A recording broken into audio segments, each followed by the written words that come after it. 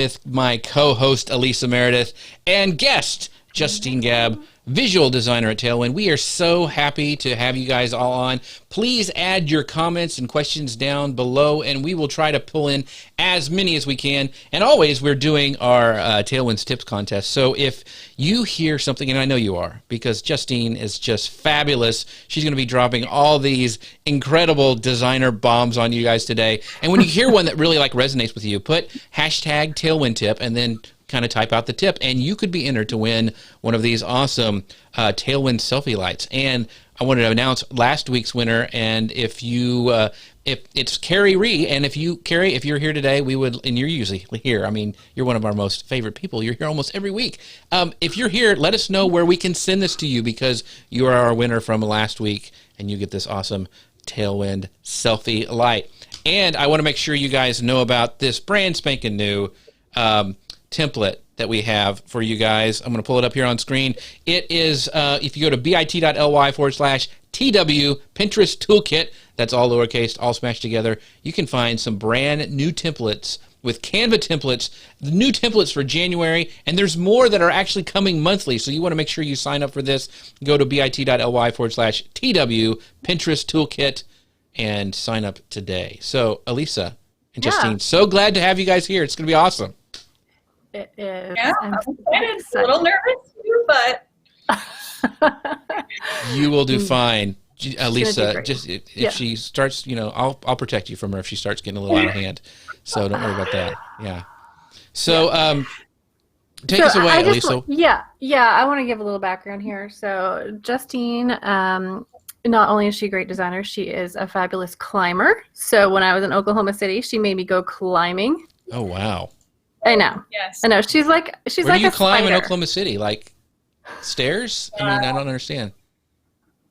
So they have silos, which are awesome to climb in if you're into rock climbing. I think they're like the tallest routes in the U.S., indoor climbing anyway.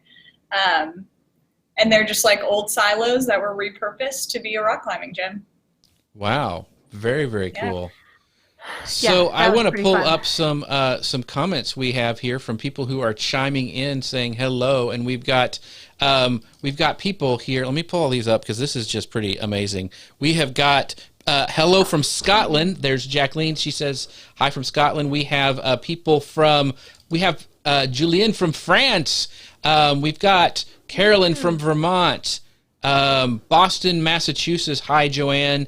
And we also have people from Israel. So we've got all sorts of people coming in today, excited about this. They all came to see Justine, not Annalisa, but probably not me. But it's going to be a great show. We're going to dive into some of these tips. And like I said earlier, if you have some questions, make sure you drop them down the show today, and we'll try to bring them on screen. And also, don't forget to enter our Tailwind tip contest and enter to win this awesome selfie light. So very cool. So I'm very grateful. You guys are the best audience ever. I was afraid we wouldn't have enough pins to review. Last I looked, there were 464 people had sent in pins. So thank you.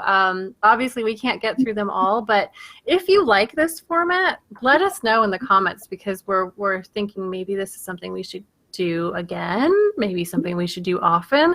So let us know how it goes. But I want to start off with, Justine, you had a couple of design myths you wanted to cover. So what were those? So a couple of design myths, and I want to bring them up because I think they can be somewhat mental blockers for people whenever they're creating something. And I've experienced them personally. So the first one I want to cover is that, I'm not creative. So the reason I want to break that myth is just it's not true. There definitely, I will say there's definitely something to say towards talent and being inclined to being good at designing, but creativity is a skill. So the more you work at it, the better you become, just like lots of things in life. The second myth I want to touch on is that creativity is originality, and it's not. So this has kind of been a blocker that I've had to work on for a while. And it's just thinking, okay, I need to come up with something that's never been done before. It's brand new, and it's groundbreaking. And that just it's really hard when you set those standards for yourself. So if we can remove that mental block of I'm not creative and the other blocker of I need to come up with something brand new, that's when you really start to just do, instead of thinking so much about feeling frustrated for not being able to come up with something brand new, or just feeling all that pressure to do something that's just like, the best thing ever or completely original. So Justine, I have a question for you. What do you use to like help yourself be more creative? I mean, we're going to get some more tools kind of later on in the show, but like, is there like a process that you do, or is like you go like, I'm taking a break and I'm going to go watch Netflix for 30 minutes? I mean, how do you keep the like creative juices going? So I think for me, there's a lot of kind of unplugging and just like doing things and noticing things in my everyday life. So if I'm just like walking around and I see a cool poster or a sign, I look at it and I think like, oh, what do I think of that? Like, what catches my attention, or what makes that unique? What do I really like about it? What don't I like about it? So it's just kind of bringing that self-awareness into everyday life. And then aside from that, it's just like going and seeking out inspiration. So if we're thinking specifically about Pinterest, well, what better place to look for creative ideas than on Pinterest? So just like type in some words or type in some things, and it could be in your niche, it could be outside of your niche. Look and see what other people are doing and ask yourself, if a pin grabs your attention, why did it grab my attention? What do I like about that? And then vice versa, like maybe you just stop and look at something that didn't grab your attention and think about how could that be improved, or what would have captured my attention that wasn't a part of this pin. And then I do like to frequent Dribbble. Dribbble.com has 3 Bs in case that's right. It's hard. It happens to me all the time. They just have a lot of designers go on there and present their work. So it's a really good place just to browse if you just want like general ideas for inspiration. It's a great place. Yeah, and one of our, Rebecca says this, she goes, steal like an artist, Austin Kleon. So yes, you don't want to rip things off, but yeah, getting inspired from different places. And I loved how you talked about going around and getting different ideas. One of the things I talk about a lot is I use Evernote, and I use that to capture all sorts of stuff because I always have my phone and it syncs across devices. And so if I see a new cool font or on a sign, or I see, an interesting image, I'm always capturing. So because I think creatively, our well runs dry every once in a while, and having that resource that you can keep going to really is helpful. So are we ready to get in some pins? I think people are chomping at the bit here. I don't know. There are a couple things I want to add to that, if you'll allow me. Oh, come on. Okay. So this morning I was listening to a masterclass from Judy Blume, famous author for children. And she was talking about how she just tries to be aware all the time of the people around her. So with design in mind, it would be the colors, the designs, the patterns around you. And when she goes for her walk in the morning and she sees people on a podcast, she feels like, oh, what a shame of what they're missing out on. Like just being present in that moment. And I feel like, Justine, like you make an effort to do that, which is great. I think we could all just be more conscious of our surroundings all the time. But another thing, as far as getting some inspiration, the Pinterest 100. So I'm going to put a link in the chat. Even though it's kind of odd if you look at it and think, well, I don't sell like dog sweaters, which might be a trend. I'm pretty sure pet clothing is a trend right now. So how does that apply? Well, I was talking to our Pinterest ad rep yesterday, and she said don't look just at the topics, because some of them aren't going to apply, but look at the design trends that you see in that Pinterest 100, because that can give you some really good inspiration for what's working. And then also the trends tool, which I think we probably need to have a whole show about. If you put in at trends.pinterest.com, which I think is only available in the US right now, but it will give you popular pins for those keywords. So see what's in there that catches your attention as well. Yeah, that's a good point about kind of looking outside your niche. Sometimes you need to do that in order to get fresh ideas.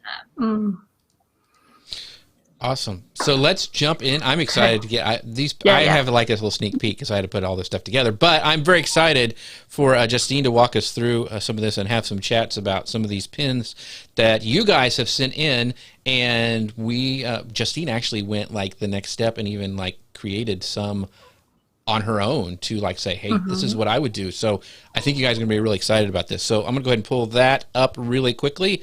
And there we go. So tell us about this first pin, Justine. What is this about, and what did you like, and what kind of things do you think about maybe should be tweaked on this?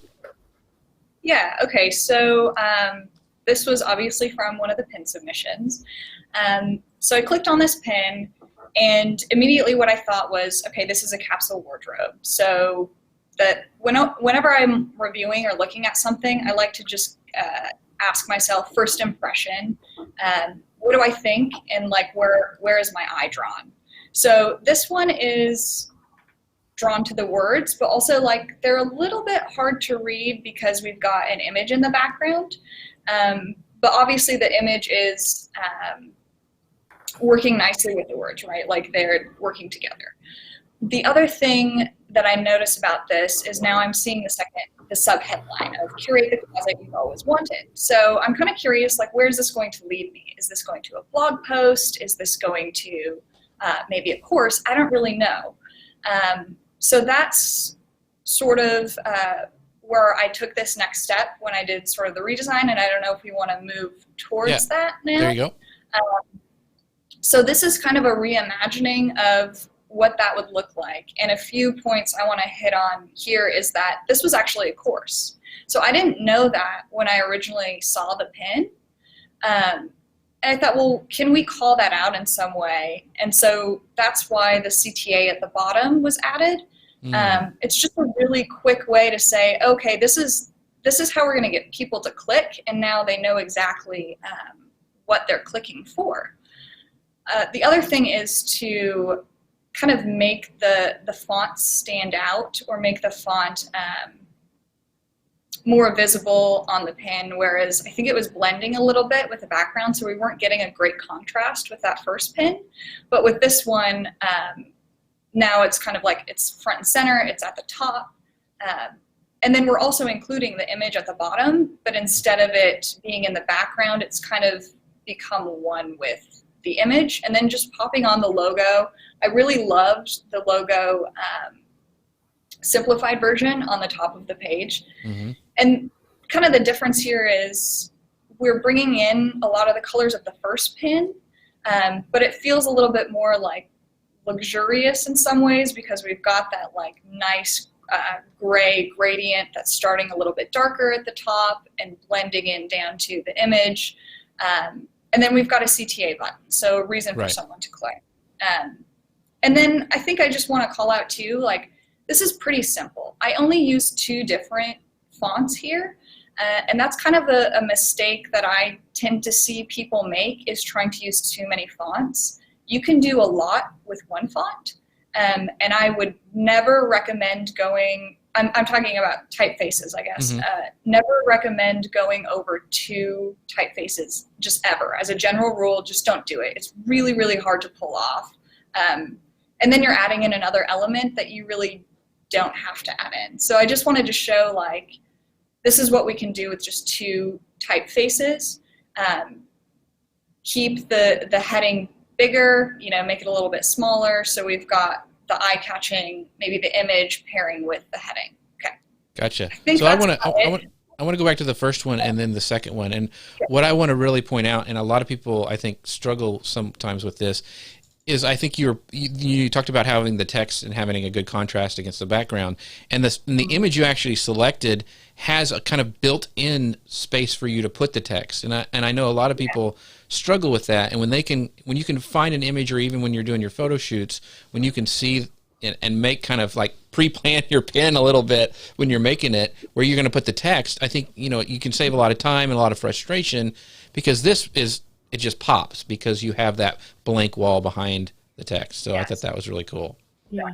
I'm really glad you put that CTA in there too, Justine. And I think especially if you were going to promote this pin, you absolutely want them to know where they're going before they click on the pin, and you've paid for that that click. Great job. And I want to say, if you see your pin here and you're like, I love what Justine did, I want that image, let us know. Right. So send me an email, elisa@tailwindapp.com, and I'll get that image for you. Right, and also we have some actually. Denise gave us our first Tailwind tips, and she said she liked the colored CTA. So having that colored CTA that pops, so she's in the running. And if you see more stuff, don't forget to do hashtag Tailwind tips, so you might be entered to win this awesome Tailwind selfie light. So yeah, that's isn't she awesome, folks? I mean, I wish there could be applause right now. I should have that come up on just some sound effects. But great job with that one, Justine. So let's go on to the next one. Can I do one more? What'd you say? One more quick bonus design, because I think it's just fun. So for button CTAs, this is just kind of a psychology fun fact. Square buttons scream more luxury, and the audience just says more luxury, which is why banks and sort of high-end companies tend to have square buttons. And the rounder you get, the more playful your CTA or your button becomes. So just as kind of a fun That's bonus really good, yeah.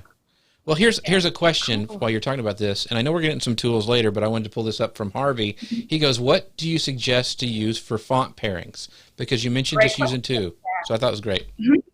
So what I recommend for font pairings, there are a ton of great resources online with people who are experts in typography and have paired fonts together.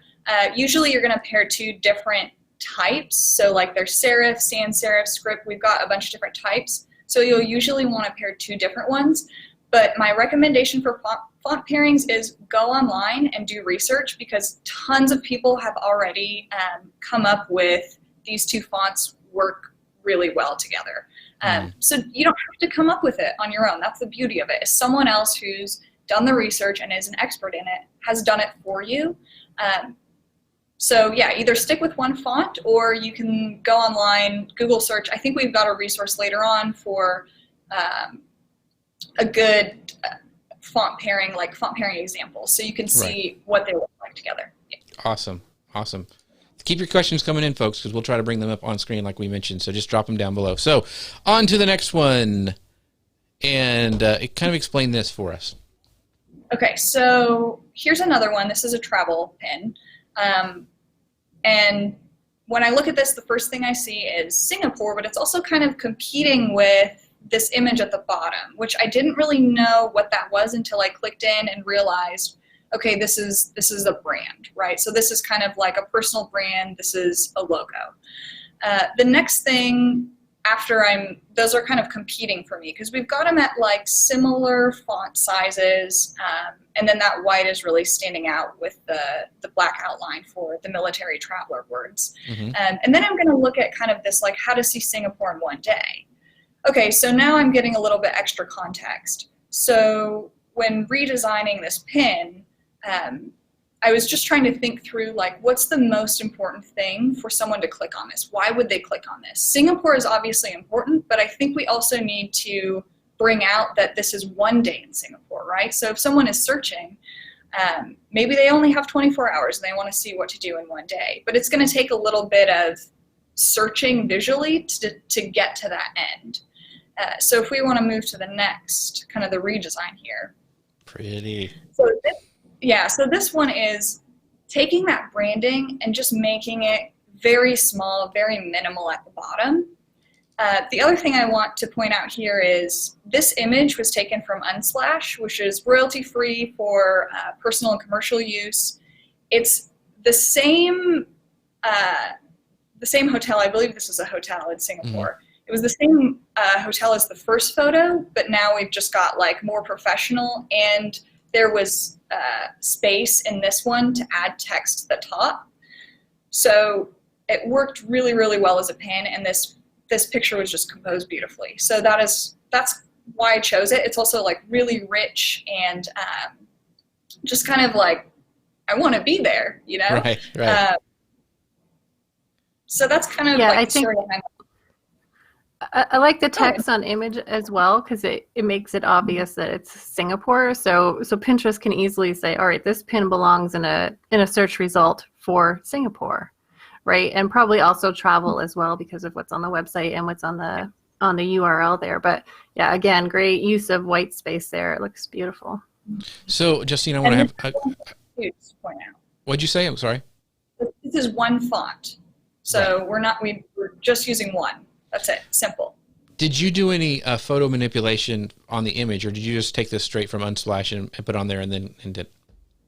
So, great question. So, my sort of general photo tip is photos just generally tend to be like not as saturated as maybe you would want them to be, and not as bright. So with this photo, I bumped up the brightness, and when you do that, the photo tends to kind of almost desaturate in some way, so you're gonna have to bump up the contrast and bump up the saturation maybe slightly so that you kind of get that nice vibrant. Now you can take it too far and then it's going to start to look unrealistic. So we want to kind of hover on the like, this is realistic, but it's also like golden hour, beautiful, like right, just wows you a little bit. Gotcha. And I want to pull up, this is from one of our viewers over on YouTube. So thanks for watching and commenting, Darren. He goes, it's a much more clickable image. The first one looked more cartoon-like, he thought. So I thought that was really good, and your tips for the saturation and kind of making that photo pop even before you start putting like text overlay on it is really important. So thank you, Darren, for that comment. So awesome. I want to go to Singapore now. So let's move on to the next one because we're humming right along. So talk about this one. Okay, so this one, it's got a lot of text. Like initially looking at this, I'm thinking there's a lot for me to read here. And I think generally just like we as human beings are bombarded with like information constantly. So our eyes want to take a break. We want something that's like easily scannable and easy for us to categorize in some way. So this one is like, we've got a lot going on here. And honestly, it's hard to know where to start, where to read first. And so when people are like conflicted about that, they tend to just skip over things. And then the other thing that I want to point out here is just the background image is it's fairly muted. Mm-hmm. So if we can sort of make that pop more, or maybe even just use a different image, and play around with just like the font weight and what font we're using, I think this will become much more clickable. Okay, don't change yet. Don't go yet, because I want to ask you a question, because I want to get into your head a little bit here, because I look at this and I go like, I have no idea what I would do with this. It's just like image-wise, it seems like a very difficult thing to illustrate in a way that would get the concept across without text. Yeah. So what was your thought process as to where to go with this? And then we'll see what you did, because it's pretty cool. So my thought process was, what would make someone click on this image? And it's Amazon Prime membership, right? Like someone is thinking about, or like it's about Amazon Prime. And knowing that Amazon in general just has like a very high brand recognition. Like people know Amazon, they know what the logo looks like. They just know it. So I'm thinking, can we lean into that more heavily so that instantly when someone looks at it, they're like, these are Amazon colors. This is what I associate with Amazon. And maybe just like packages. What do you think of when you think of Amazon? So it's kind of just like diving deeper into what would make someone click or interested, and then like, can we find images that we can associate with it, or colors that associate with it? Does that make sense? Is that? Yeah. Yeah, absolutely. Here's my question though, because when I see this, I'm like, okay, because now that Pinterest can read text, I'm wondering if we're going to see more pins like this because of the SEO value. Okay. And I haven't tested this yet, but what are your thoughts, Elisa? I know you're we call you her the promoted pins princess. What do you think about something like that for SEO stuff? I don't think that was their intent here. I think kind of like Justine was saying, it was just like trying to get all the message out, but purely in text. I think if it was purely an SEO ploy, the emphasis would have been a little different. So like I think 10 benefits of Amazon Prime membership, that alone would be good, right? So when you add in things like that you probably don't know about, or plus exclusive deals and savings, It doesn't help. That doesn't help. It's actually detracting and kind of can be confusing to an algorithm. Right. So I think that the headline is good, but they probably should have stopped at that point. Gotcha. Yeah. So do I have your permission now to change over to the next image? Yes, thank you. Okay, just want to make sure. There we go. Look how nice that looks. That looks so good. And it has this, so I'm going to just start. I'm not going to let you talk even, Justine, because one of the things I think, one, you brought in the color of Amazon Prime that everybody knows. That color that has that pop that comes out, that's like, that tells you got a Prime item that you're going to click on. And so I think that was key for me, that you tied in that, and just, it's so much more branded that way. So I'll shut up. Yeah, I think, I mean, that's exactly it. And this kind of goes back to the myth that I was trying to bust earlier, is you have to be original. And this is a really good example of leaning on something. Now, we're not using the Amazon logo in here or anything, because we can't, like in text, but just leaning into those colors. You don't have to come up with a color scheme now. Like, it's already been done for you, because you're just playing on something that people already know and it's recognizable. So we don't have to like try and reinvent the wheel here. It's just taking that and like rolling with it, I guess. Again, here is one font typeface, and this is really showing the power of different font weights and not choosing different fonts entirely. And so, even just like, can you explain what font weights are to people who may not know, who are just watching this? So font weights is basically like you have sort of like regular or normal to medium to bold or semi-bold. Totally depends on the font. Some fonts have a lot. Some fonts only have a few. The general rule is the more different font weights that a font has, the more whoever created that font thought through these things, and like the better the font. I don't know if I really want to say better the font, but just because like everything's been thought through when thinking about like the different widths, or the different weights, because a lot of things kind of have to change whenever you're manipulating that. Does that make sense? Is that? Yeah, and just the comments are blowing up right now because everybody loved this one. But we do have a great question that I want to pull up, because I thought it was interesting when we were talking about the different fonts and everything. And this is from Jennifer. She asks, with Pinterest reading text on images, do we need to use less script and just use regular text, or can it read script text just as well? And Lisa and I have this comment a lot, because I'm like anti-script on Instagram and Pinterest, and so and I see Lisa actually comment on this. So I'll let you take this away. What are your thoughts, Elisa? Yeah, so script can be beautiful on an image, and I think you can use it, but keep in mind that Pinterest cannot read that. So if you are a reader of the Pinterest engineering blog on Medium, which probably nobody is, you can see on there an example of their machine learning reading a pin, and it has it's a bookstore pin, and all they can read in the headline is bookstore. They cannot read the B in bookstore because it's scripty. So yeah, you can use a scripty font, but don't make that one of your keywords, because Pinterest can't read it. Exactly. So great tip. So let's move on to the next one, because we've got so many. See, and you guys wanted to do like 30, and I was like, no way, we're never going to do that. So here we go. So talk about this one. We want to do 464. Okay, so this one, there are a lot of really good elements in this pin already for clicking. So the redo of this pin is actually not, there's not a whole lot. I shouldn't even say redo. It's just kind of amplifying what's already here. And this is good for anyone who's thinking about, okay, I have products that I want to sell on Pinterest. How do I do that? So when I looked at this pin, I was like, okay, this is about equestrian or horse, for the layman's out there, a horse decor. And I didn't know that this was going to link me to a pillow cover, which I kind of wish that I knew that. So I don't know if this post is like telling me This is how to decorate.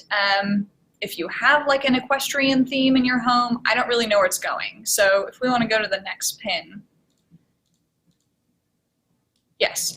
So actually, I couldn't find the original photo as it was, so I found another one that was just a pillow cover from the website as well, and just added like a CTA at the bottom, shop pillow covers. And additionally, just having like a little line that went over to show like, okay, this is an actual pillow cover that you can buy. So we're using like a lot of the same elements as the first one, and there are some really great things. One in particular I want to call out with product images is that fitting the product image into a lifestyle photo, so like having it positioned on a couch, tends to perform better. I think that's correct, right, Elisa? Pinterest has said that. Yeah, absolutely. Okay. Yeah, people need to be able to picture in a real life and being in use anytime they can. Right, exactly. So with this one, we're just sort of like adding that extra detail to make sure that people know that they're going to be shopping when they click on this link. And that might actually get them to click on the link. Okay, pillow covers that are equestrian themed. Great. Now I know before I click on the pin. So it's giving that extra. Yeah, I would say I would pin both of those. The original one was really nice too, but I'm glad you added that call to action at the bottom. And then what Pinterest is calling what you did there with the line and the Love Velveteen pillow cover, they're calling it a product call out. So that's something that we used in this month's pin templates, which you can get from the pin toolkit as well, where you actually draw a line to a certain feature of a product and then call out exactly what the benefit of that does. And you did that really nicely here. And in fact, I know that the owner of this pin is watching, and she's very excited. So if you would like to get some of those call-out templates that Elisa mentioned, make sure you go to bit.ly/TW Pinterest Toolkit. That's all lowercase, all smashed together, and you can sign up and get that. So one of my questions I had when seeing this is, how do you pick the colors for your call to action buttons, Justine? And I'm assuming you look at some, use the eyedropper tool and kind of pick a color in the image, but how do you know what color to pick?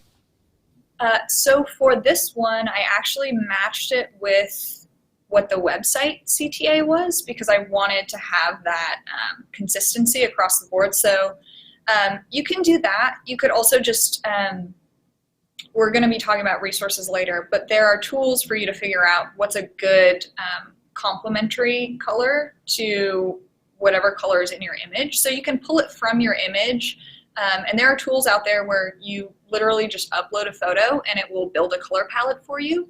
So you can go that route, or you can be consistent with your website if your website has a consistent theme or button color.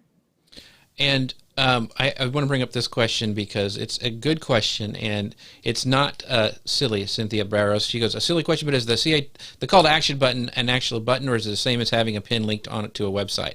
It's actually built into the image. It's not an actual button. It just looks like a button, but people can click anywhere on your pin and go back to your website or whatever link you have for that pin. So just want to make that clear for people who are just getting started.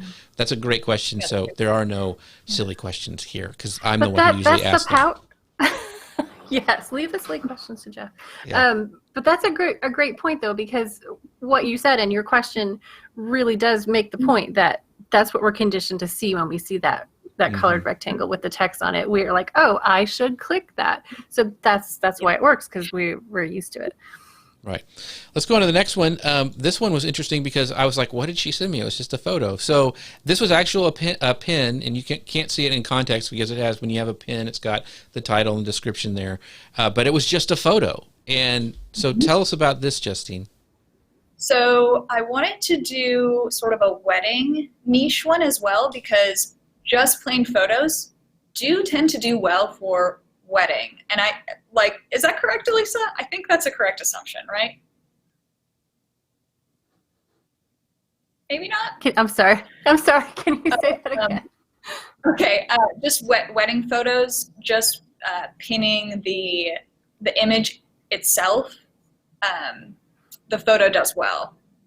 I'm not sure about photo can do well. But people, yeah, right. So people will save it as an inspiration, like, oh, I want this look in my wedding. But if this is you Yeah, if this is you, like this is my wedding venue, or I do wedding photography, like this is probably not going to get you anything, because people just want it because they're like, oh, I love that red velvet jacket, I'm going to save this for later, but they're probably never going to hire you. Right. Yes, but wedding and fashion are probably the maybe only two niches where this works the best, if you're going to go that route. Mm-hmm. But I think, so when I looked at these photos, they're gorgeous, gorgeous, gorgeous photos.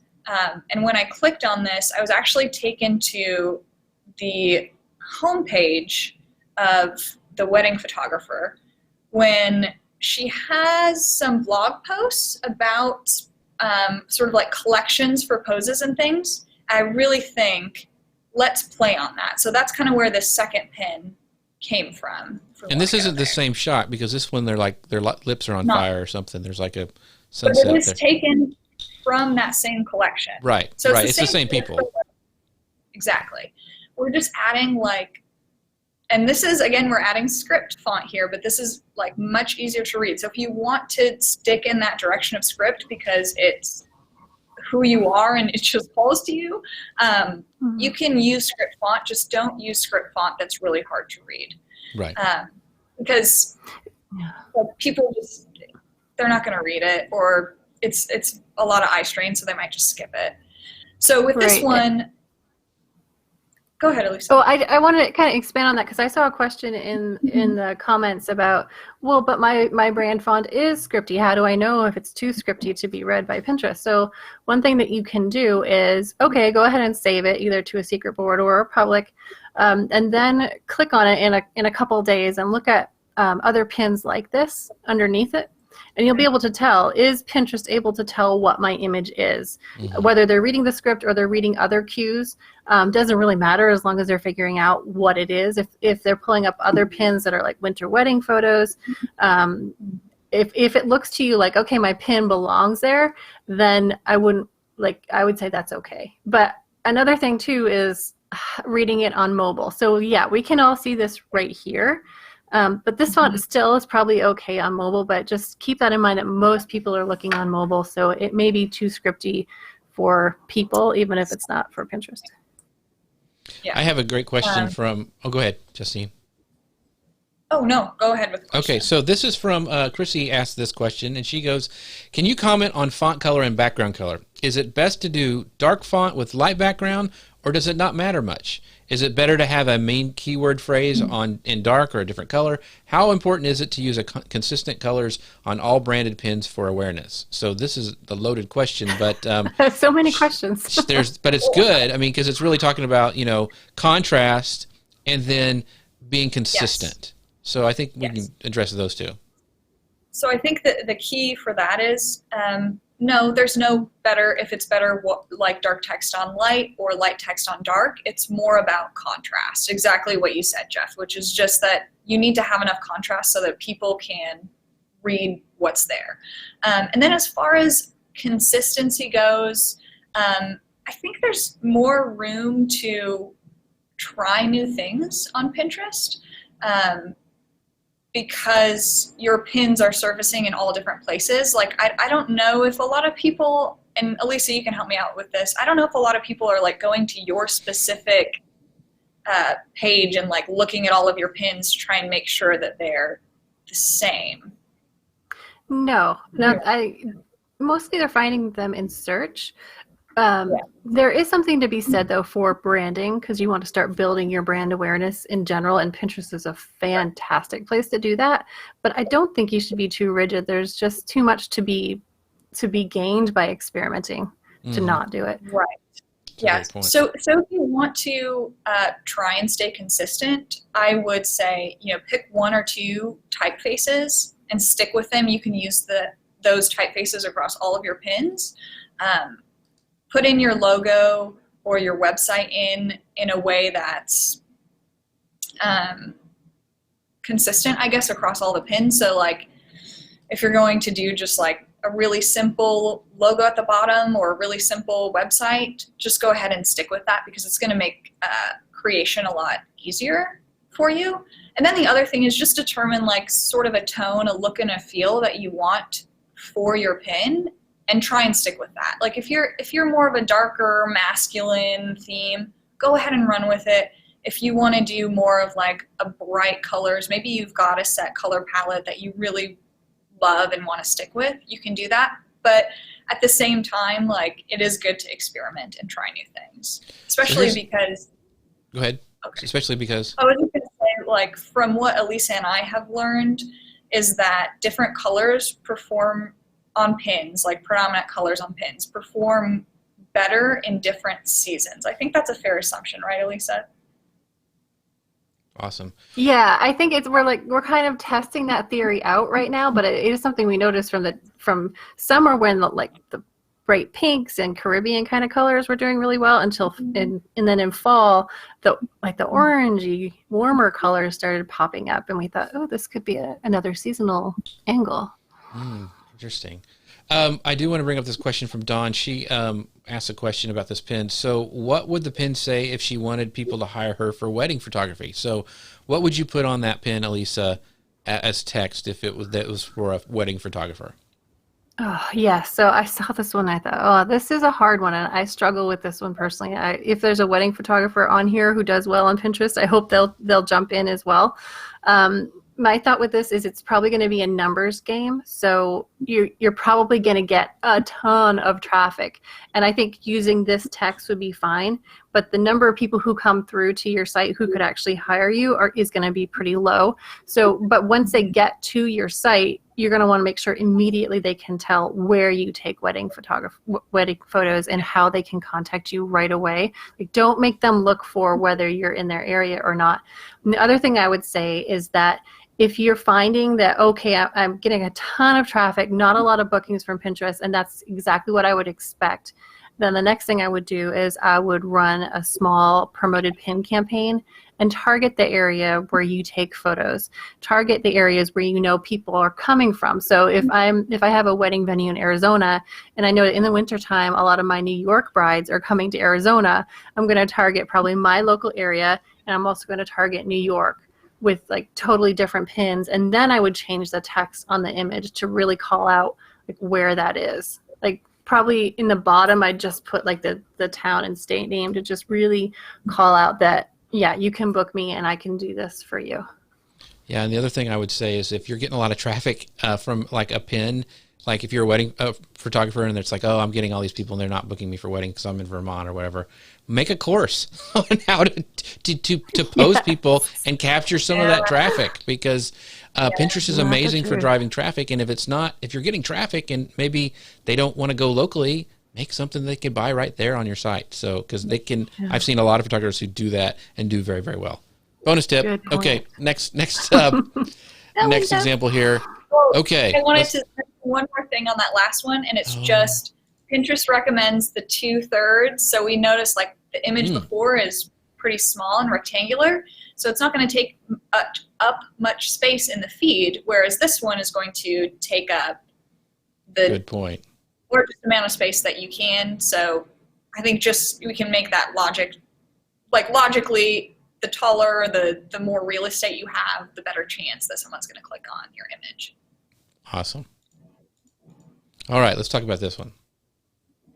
Okay, so this one, we've got a lot going on here. So the colors are really, really bright, which I wanted to show that it's okay to use bright colors. I think sometimes like they can be a little difficult because bright colors tend to be quite loud, and they can sometimes cause eye strain, so it might cause people to like skip your pin because there's a lot going on.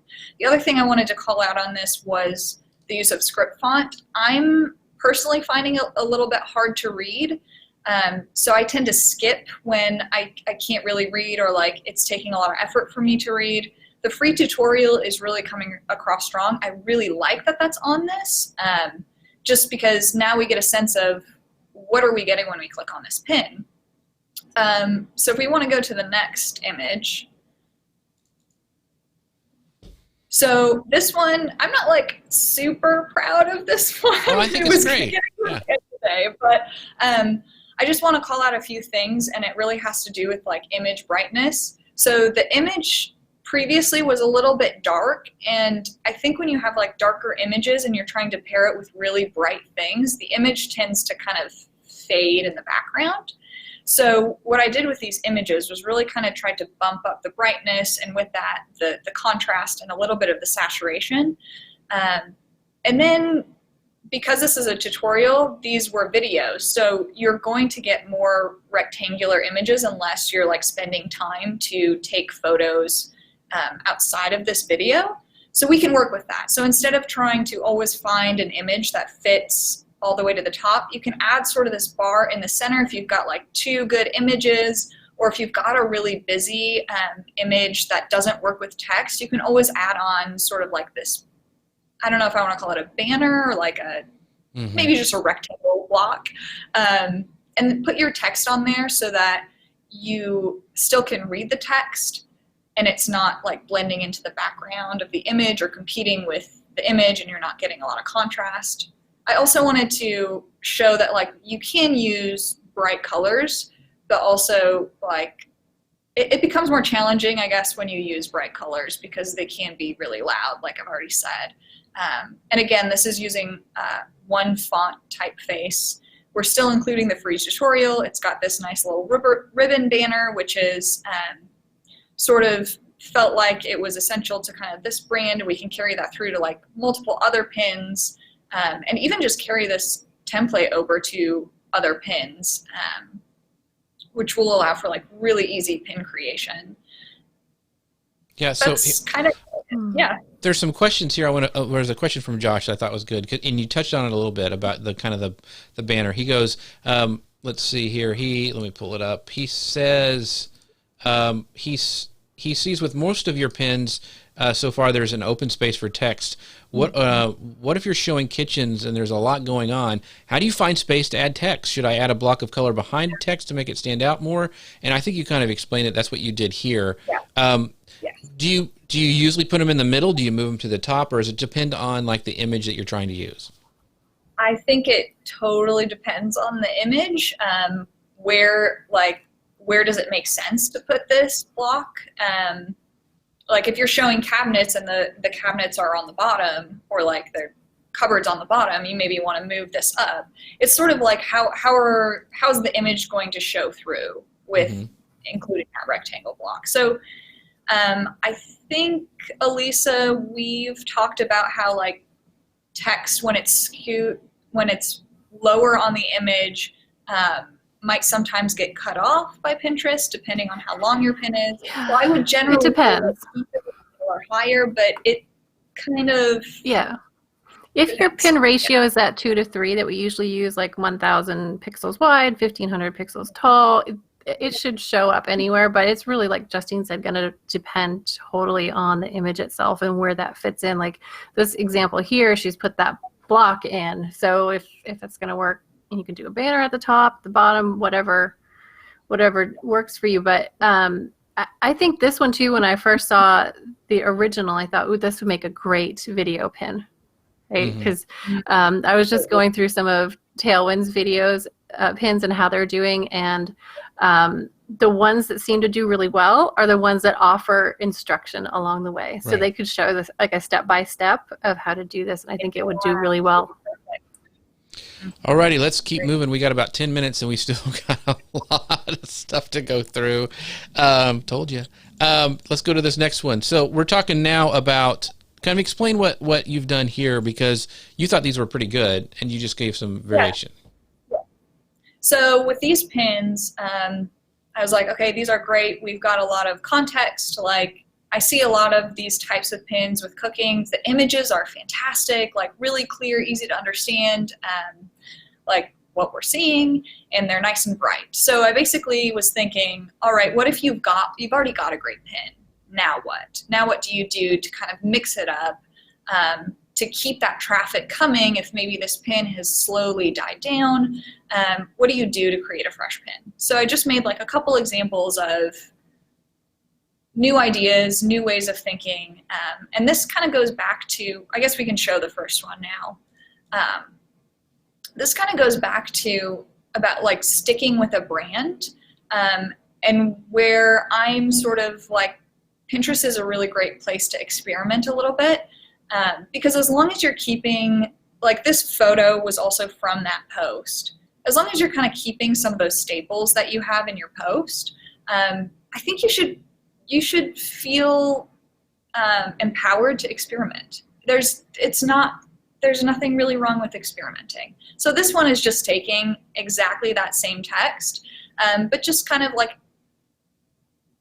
putting it, putting that block on the top, making a little overlay banner, same text, just a really quick redo. One of the questions I have, so like this one's one of those really tall, skinny ones.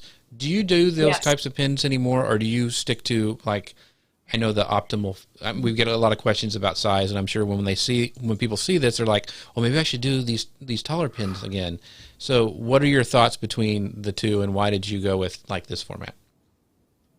I just tend to stick to the 2/3. It's, but Justine, you made some taller pins for a recent offer of ours, and I don't even remember what it was, but I was looking in the Tailwind Pin Inspector the other day, and I noticed that the taller versions were doing better. So for a while, Pinterest was saying only 2 to 3, but there is a little bit of flexibility there if you don't go crazy, where the taller ones can sometimes do better, and the orange one that you did recently is doing really well. But I'm glad you kept the text the same. It's perfect. Like, it calls out vegan, gluten-free, flourless. If I'm searching, I see this, I want this. And then the up close and the texture there is just, it's beautiful. It's on trend. And one of the things one of the things Kristen brought up here, she goes, it looks like a Valentine's redo, and it's more seasonal. And the other thing is, I didn't even notice it was vegan and gluten-free and flourless until I saw your redo, because it blended in too much and it was too small on the other pin. And once again, this is almost a call to action look to it. And so that really popped to me. Okay. But I mean, even the original is great too. Like the texture that they captured there, it's really good. But like Justine said, create more pins, try more things. You're going to get more traffic if you have new pins for your content. And here's another redo on the same topic, which I thought was good too. So explain what you were thinking in this kind of redesign, Justine.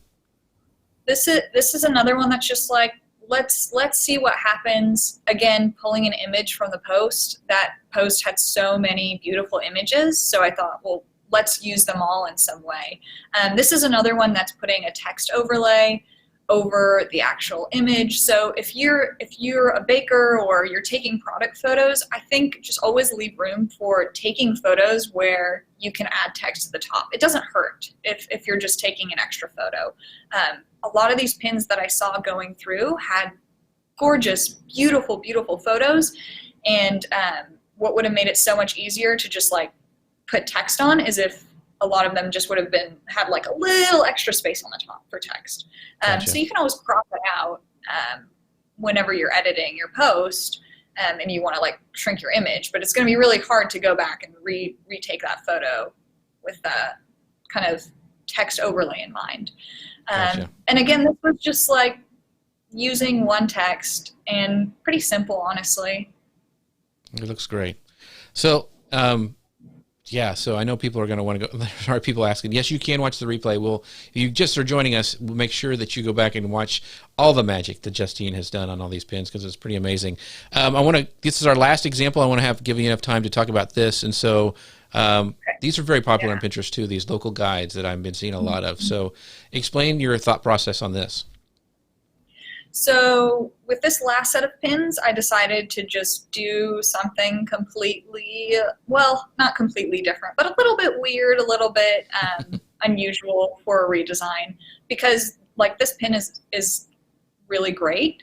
And I looked at the blog post and there were already multiple variations of this pin, which was also awesome. So if we want to go to the next pin, I'll try and go through these quickly.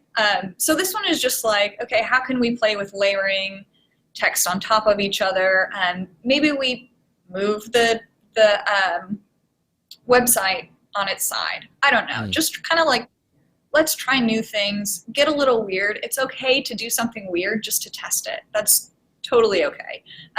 Or also, like, if you're not here, there's no need to do this. Like I said, creativity is a skill, so you're going to progress more and more.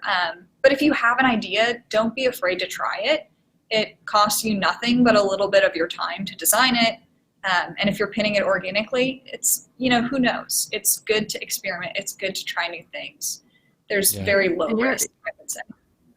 Yeah, you're going to find some of these exact trends in the Pinterest toolkit templates as well. So if you want to try something a little crazy, but that works, like it's built on recommendations from Pinterest, grab those.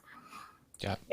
Let's go to our last one. I think this looks great, this orange kind of feel, because you had mentioned even, Elise had mentioned some trends that you had seen with some color and some seasonal stuff. And so Justine says it's weird. It's not.